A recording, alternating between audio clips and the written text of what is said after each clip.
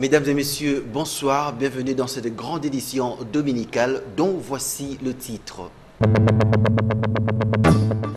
Le président en exercice de l'Union africaine, Félix Antoine Tshisekedi, en tournée africaine à Khartoum au Soudan et au Caire en Égypte ce week-end, le chef de l'État congolais s'active à trouver des solutions durables sur le problème lié au barrage de la Renaissance en Éthiopie.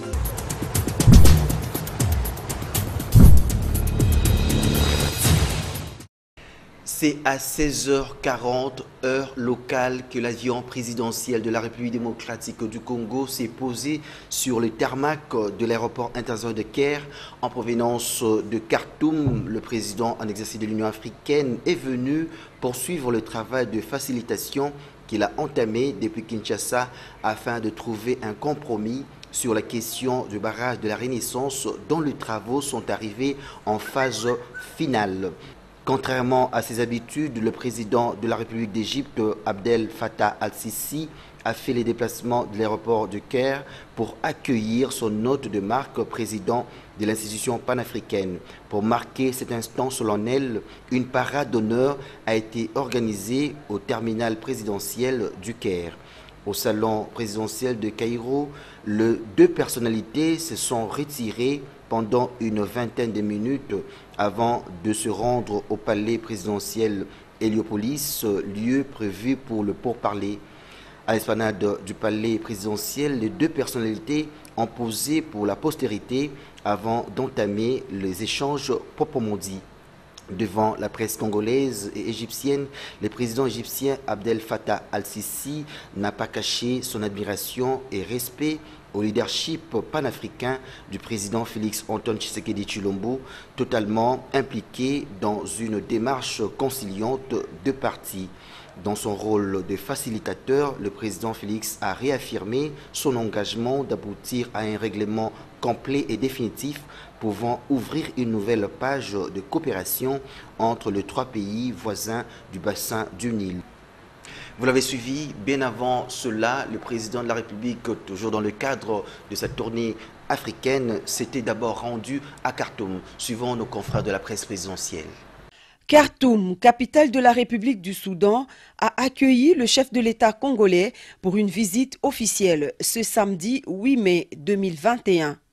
C'est sous sa casquette de président de l'Union africaine que Félix Antoine Tshisekedi Tshilombo entame à partir de la capitale soudanaise une série de missions de médiation, mieux d'arbitrage, dans le dossier du barrage hydroélectrique de la Renaissance au cœur des tensions entre l'Éthiopie, l'Égypte et le Soudan. À sa descente d'avion, le président de la République a été accueilli par le président du Conseil de transition qui avait à ses côtés le vice-président de cette instance dirigeante du Soudan, du Premier ministre et de la ministre soudanaise des Affaires étrangères.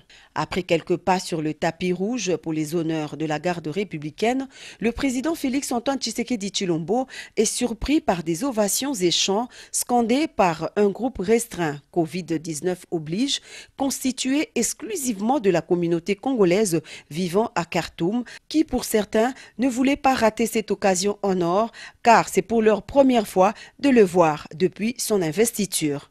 Ces Congolais, en majorité des étudiants, ont été approchés par le chef de l'État, bravant ainsi le soleil au zénith sous une chaleur qui affiche 43 degrés Celsius.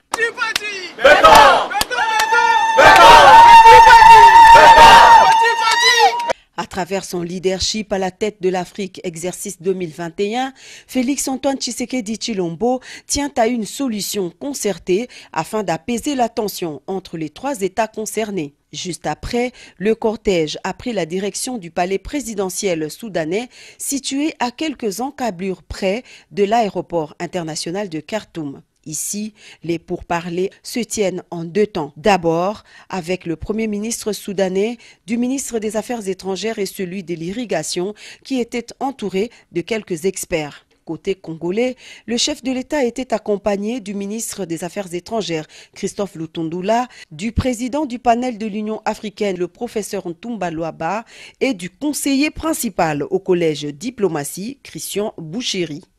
La visite du président en exercice de l'Union africaine dans ces trois différents pays qui se disputent les eaux du Nil bleu fait suite à une série d'intenses discussions qui ont eu lieu à Kinshasa au début du mois d'avril. Puisqu'il faut à tout prix sortir de l'impasse, la démarche du président Félix-Antoine Tshisekedi Tshilombo, qui se sont directement impliqués, tient à maintenir le dialogue, approche qui a jusqu'ici permis de faire baisser la tension entre les trois États, une recette qui a porté ses fruits, matérialisée notamment par l'absence des déclarations belliqueuses entre Khartoum, Addis Abeba et Le Caire. C'est après plus d'une demi-heure d'entretien que la haute autorité de l'Union africaine, Félix-Antoine Tshisekedi Tshilombo, a rencontré Abdel Al-Fattah, président du Conseil de transition du Soudan. Situé à la frontière avec le Soudan, le barrage de la Renaissance a vocation à devenir le plus grand barrage hydroélectrique du continent. Mais ce projet rencontre une forte opposition de la part de l'Égypte, extrêmement dépendant du Nil pour son accès à l'eau. Tout comme le Soudan, se considérant également victime en estimant que ses ambitions dans le domaine de l'agriculture seraient menacées si le projet lancé officiellement par son voisin l'Éthiopie en 2013 arrive à terme sans accord entre les parties. Après Khartoum, la prochaine étape du périple de médiation du président de l'Union africaine le conduira au Caire en Égypte, puis à Addis Abeba, capitale éthiopienne. Autre chose, après leur nomination, le gouverneur militaire ont été reçus par le président du Sénat, Modeste Bahati, avant de se rendre à leur poste de travail. Suivant. Au cours de cette rencontre, le président de la Chambre haute du Parlement congolais a prodigué de sages conseils à ses compatriotes qui ont la lourde tâche de restaurer la paix dans cette partie du pays devenue depuis peu les théâtres des carnages.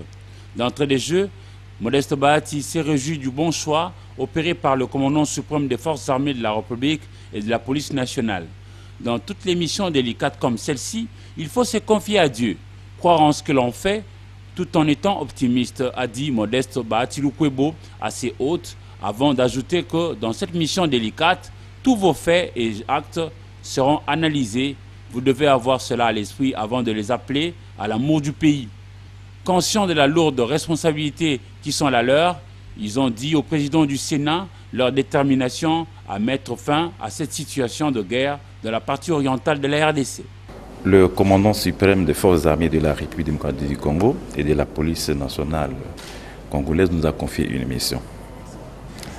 Et pour y aller, nous devrons nous approcher des sages.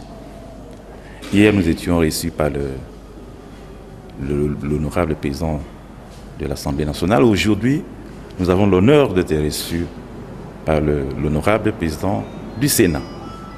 Ainsi, auprès de ces deux personnalités, hier et aujourd'hui, nous venons de recevoir des conseils, des encouragements pour que la tâche qui nous attend n'est pas facile. La tâche est délicate et qui nous demande une approche globale. Ainsi, les encouragements de tout le monde, de tout Congolais, de tous nos politiciens et de toute notre population nous amèneront certainement à la victoire. Dans les échanges, le président du Sénat a proposé à ses visiteurs d'instaurer les dialogues avec leurs administrés comme l'un des moyens pour atteindre les objectifs assignés. Pour rappel, le général Luboya Kanchama a été nommé gouverneur du Nord Kivu. Il sera secondé par le commissaire divisionnaire de la police Alonga Boni Benjamin. Le général Constant Ndima Kongba a été lui nommé gouverneur de la province de l'Ituri avec comme vice-gouverneur le commissaire de la police et Kouka Lipopo. La situation au sein et autour des parcs nationaux de Virunga et celui de Garamba a été au cœur des échanges entre le président de l'Assemblée nationale et les gestionnaires des 10 parcs. Cet entretien est intervenu après que ces derniers aient eu une séance de travail avec la commission environnement, tourisme, ressources naturelles et développement durable. Paul-Dor Patrick Ngaziami. Après avoir conféré avec le bureau de la commission environnement, tourisme, ressources naturelles et développement durable, François-Xavier de Donéa, président de la Fondation Virunga et président du conseil d'administration du parc national de la Garamba, qui était accompagné du directeur du parc national des Virunga, a été reçu en audience par le président de l'Assemblée nationale, Christophe Mbosso. Les échanges entre ce dernier et ses hôtes ont tourné autour des stratégies et progrès réalisés dans la gestion des parcs Garamba et des Virunga, avec leurs corollaires sur le plan aussi bien de la conservation que de la sécurité autour de ces espaces protégés. Mais je suis ici essentiellement pour informer le Parlement en tant que président du parc de la Garamba et administrateur du parc des Virunga, pour informer donc le président, après avoir informé les commissions de l'environnement, des enjeux actuels des parcs nationaux, des 2 parcs dont je m'occupe ici au Congo, et pour attirer son attention non seulement sur l'importance écologique, mais aussi l'importance de ces parcs en tant que facteur de développement humain des populations riveraines et en tant que source de sécurisation des zones environnantes. De son côté, le député national François Nzekouye, qui les accompagnait en sa qualité de président de la commission environnement, tourisme, ressources naturelles et développement durable de l'Assemblée nationale, s'est réjoui d'avoir reçu le rapport des gestionnaires des parcs nationaux, dont certains font partie du patrimoine universel. Quand il y a développement, il y a moins de sécurité parce que beaucoup de jeunes vont dans les groupes armés parce qu'il manque de quoi faire. Donc tous ces efforts ensemble, je l'espère, vont culminer pour réduire l'insécurité dans la province du Nord Kivu. François Nzekouye a promis son soutien à la Fondation Virunga pour toutes ses activités. Celle-ci, il faut le rappeler, va œuvrer dans le parc national des Virunga jusqu'en 2040 et en 2025 pour le parc de la Garamba. Direction Kasaï centrale où les mamans engagées dans les activités champêtres au niveau de la ville de Kananga, réunies au sein de la structure coopérative de femmes, ont procédé ce samedi à la vente de feuilles de manioc, œuvre de leur concession. Solène Toumba Moufika. Samedi, encore surchargé pour la coopérative de développement pour le Mama du Kasaï central. Sa coordonnatrice Justine Chibola s'est encore livrée une fois de plus à cet exercice pour cueillir le feuillage afin de nourrir les Kanangais. En dehors de manioc, on peut également constater le niébé qui pousse à pas de géant dans cette concession de 8 hectares située à Benamandé. Cette coopérative fait face à plusieurs difficultés qui nécessitent aussi l'appui des personnes de bonne volonté. Maintenant, la grande difficulté à laquelle nous sommes butés, c'est l'entretien. L'entretien coûte énormément très cher et surtout que le manioc a une longue durée, a eu un cycle végétatif très long. Pour le moment, les niébés ici présentent certaines difficultés. Ils sont vraiment attaqués.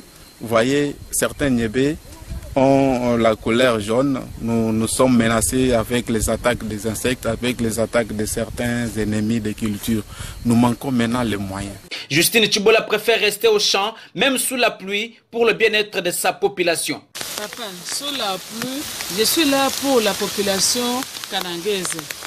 J'étais venu ce matin pour quand même cueillir une grande quantité de feuillage pour aller leur donner qu'ils puissent au moins manger aujourd'hui et demain dimanche. Malheureusement, comme la pluie n'aime pas les gens, il nous a surpris, nous acceptons. Je suis avec mes mamans, j'ai patienté, j'ai dit qu'on souffre ensemble sous la pluie. Dans cette concession, Justine Chibola a non seulement cultivé, mais aussi développé l'élevage des porcs. Déjà, une quarantaine placés dans de bonnes conditions. Après les champs, cap vers le centre-ville où papa, maman, fille tout comme garçon, l'attendaient pour acheter ce fait de manioc à seulement 100 francs congolais en lieu place de 300 comme c'est dans les marchés. Ce qui fait une joie immense pour la population.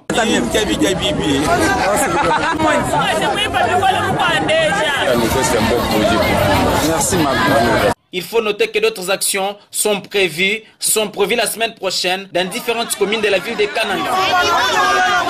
Quittons la province du Kassai central pour celle de l'Équateur pour vous dire que plus de 800 volontaires de la Croix-Rouge ont célébré la journée internationale de la Croix-Rouge autour du thème « Ensemble, nous sommes inarrêtables ». José Maza Osukuma. L'humanité tout entière a célébré ce samedi 8 mai la journée internationale de la Croix-Rouge. Créée en 1863 par Jean-Henri Dina, la Croix-Rouge a la mission de soulager la détresse de l'homme, alléger les souffrances des humains sans tenir compte des clivages raciaux, linguistiques, religieux et culturels. Le thème de cette année est « Ensemble, nous sommes inarrêtables ». À Mbandaka, ce 158e anniversaire était célébré sous une pluie fine et interminable quand plus de 800 volontaires de la Croix-Rouge et provenant de l'Équateur, hommes, femmes, jeunes et vieux, ont organisé un carnaval en 2 directions. La première équipe est venue de la commune de Mbandaka et la seconde de la commune de Wangata pour se retrouver à la mairie de Mbandaka avant de cheminer au bureau provincial de la Croix-Rouge Équateur situé sur l'avenue Royale. Après la démonstration de la pratique de simulation et regroupée dans les 4 gestes qui sauvent, quelques mots étaient prononcés dont celui du chef du bureau de l'Organisation mondiale de la santé, suivi de celui du ministre provincial de la santé, Dr Bruno Ifoloko, enfin le président AI, Zachary Ihopongo, et qui a représenté le président titulaire, Maître Colomba Mapuya Mbonyombe, en mission à Kinshasa. Dans son mot, le président AI Zachary Ihopongo a rappelé l'historique et les objectifs de la Croix-Rouge provenant de l'Équateur, les œuvres réalisées, les difficultés de son mouvement et autres. Il a enfin lancé un message de réconfort à tous les volontaires de la Croix-Rouge Équateur. Nous avons l'impératif de voir chaque volontaire du respect strict de l'ISA de l'emblème de la Croix-Rouge, de 7 principes fondamentaux du mouvement, à savoir l'humanité, l'impartialité, la neutralité, l'indépendance, le volontariat, l'unité et l'universalité.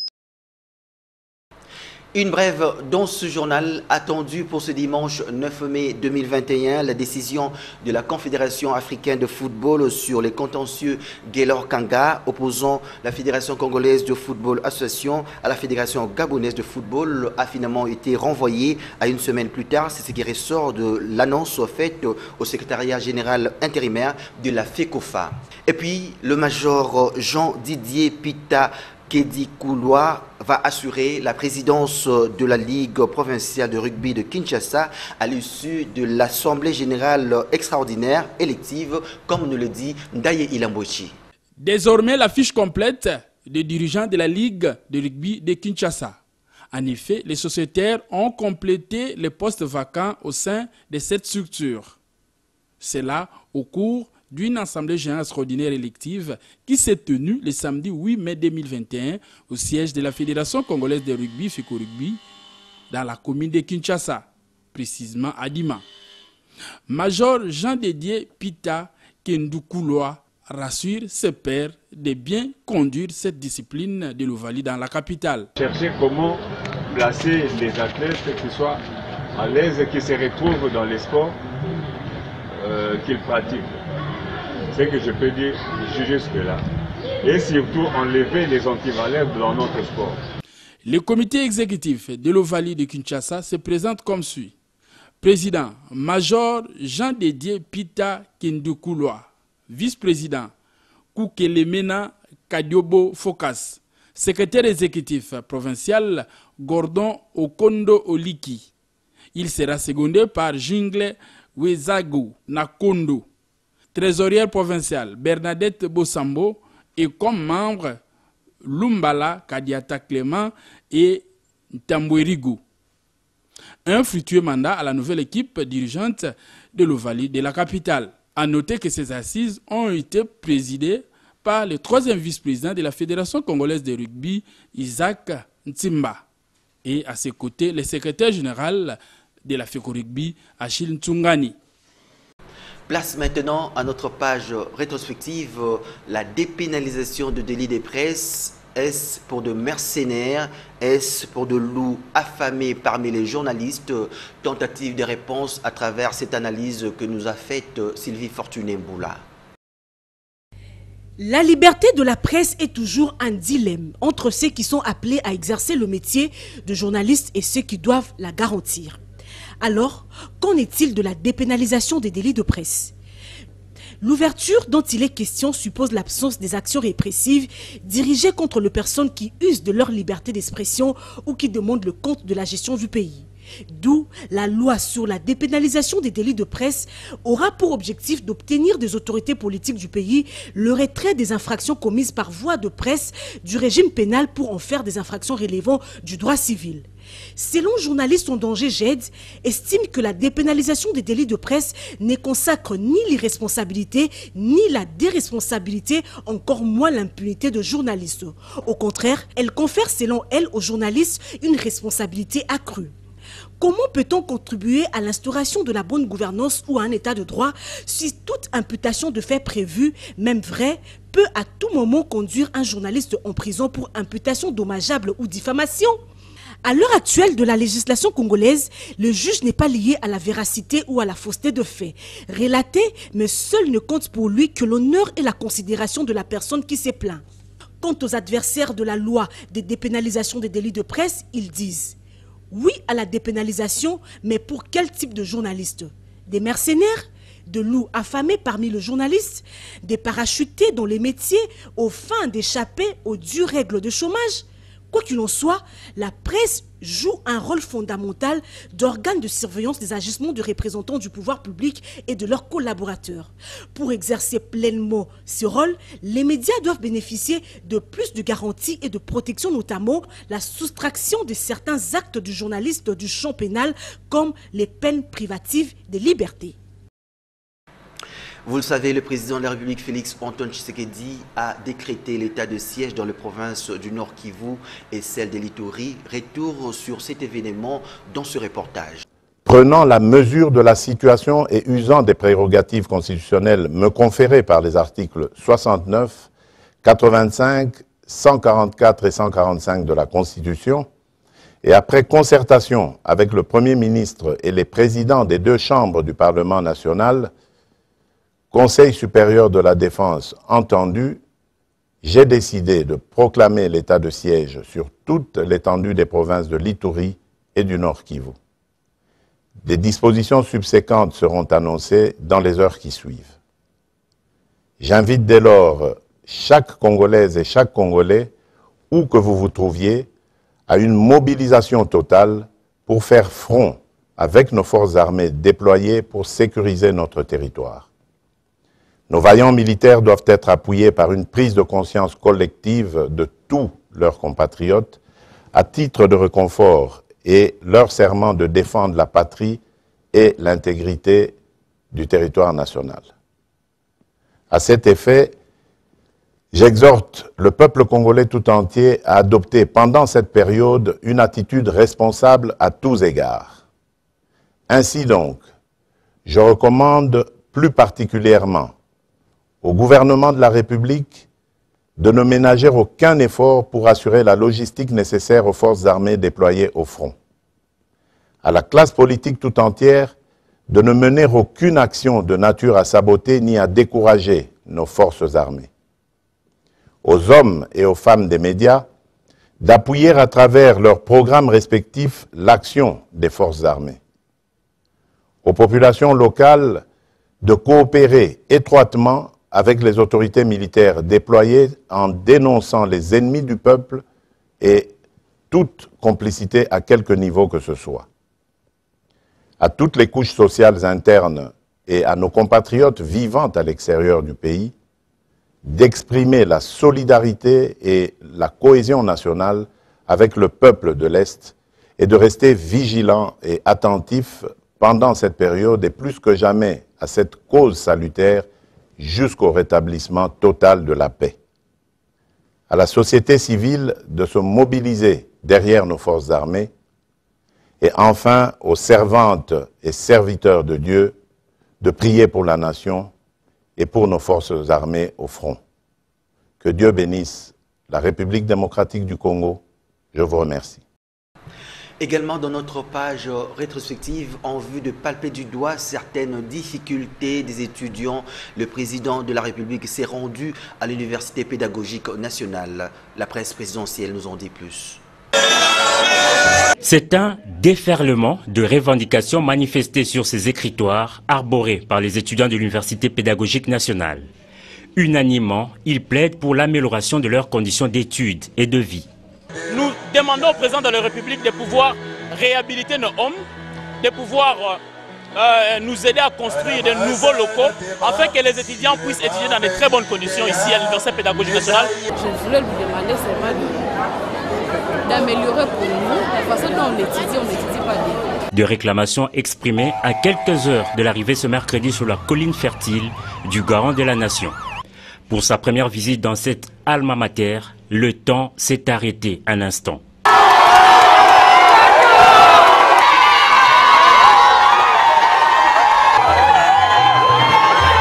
L'UPEN a de la plus belle manière accueilli le chef de l'État, Félix Antoine Tshisekedi Tshilombo. Avant l'entrée à la matière, le président de la République a posé devant le rectorat avec le corps professoral et académique conduit par le ministre de l'Enseignement supérieur et universitaire, Mohindo Nzangi. Déterminé à offrir un cadre agréable, propice à l'apprentissage, le premier citoyen du pays a très rapidement fait le tour de propriété pour constater des visu les problèmes que rencontrent au quotidien ces étudiants. De homes vétustes et délabrés, des auditoires qui refoulent ses occupants et des bâtiments inachevés, faute de financement. Suffisamment renseigné, Félix Tshisekedi s'est adressé à la communauté estudiantine. Son message véhiculé en lingala répond aux multiples préoccupations des étudiants. Deux principales promesses du chef de l'État, la présence dans quelques jours des ingénieurs des entreprises de construction sur le campus et l'instauration du Wi-Fi gratuit. À propos, il y a l'infrastructure.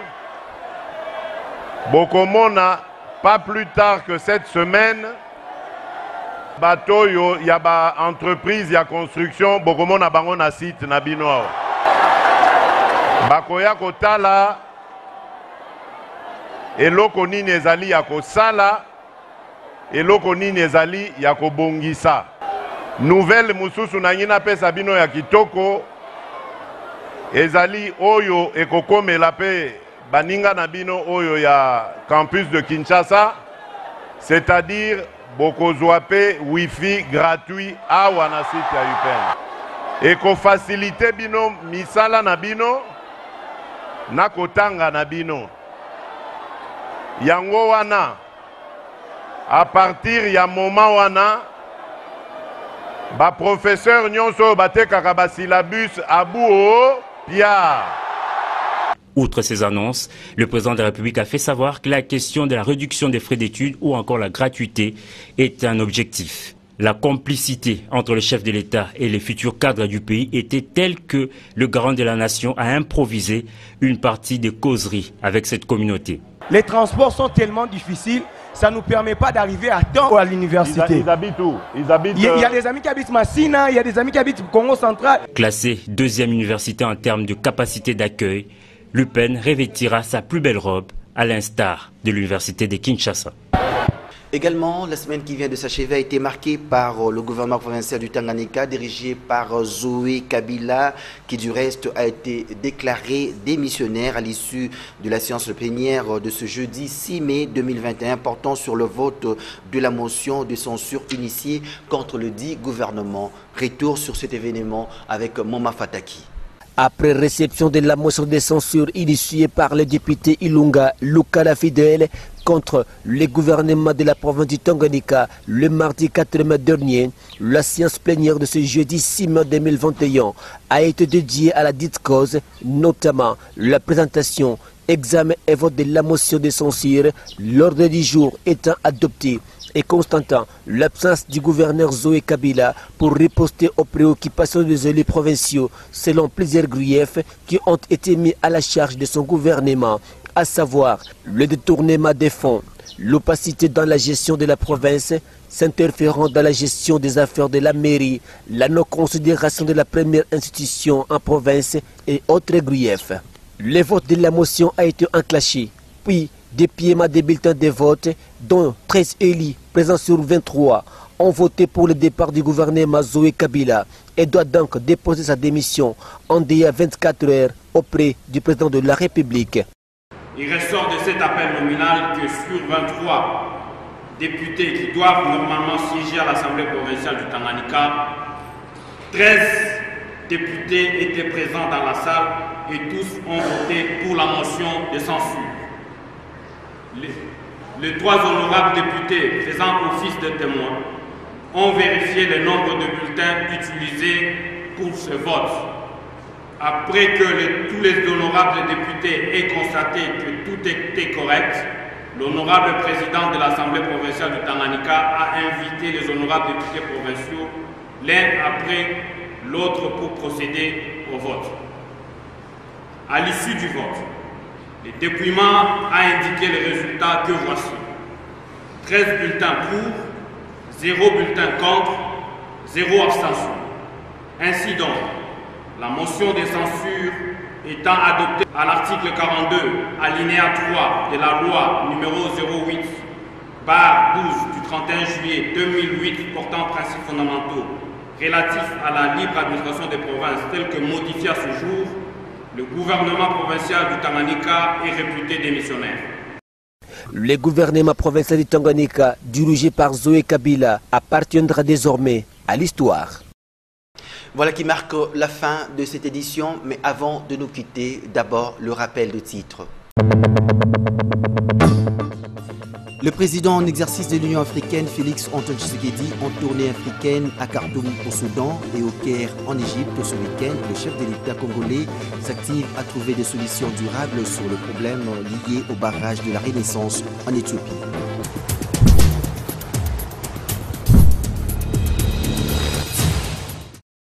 Ce journal est complètement terminé. Merci de l'avoir suivi. Excellente suite de programmes sur la chaîne des références.